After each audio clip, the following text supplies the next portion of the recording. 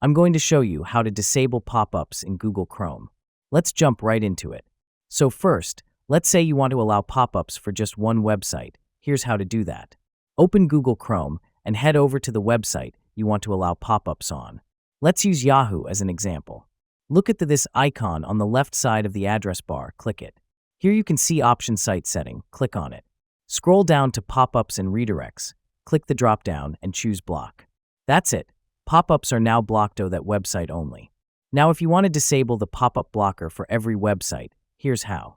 Click the three dots in the top right corner of Chrome. Go to Settings.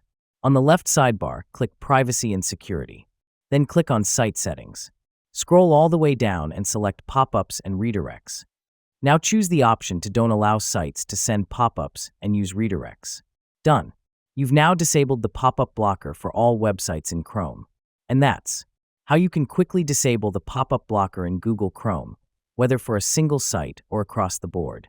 If you found this video helpful, please give it a like and subscribe for more easy tech tutorials. Thanks for watching, and I'll see you in the next video.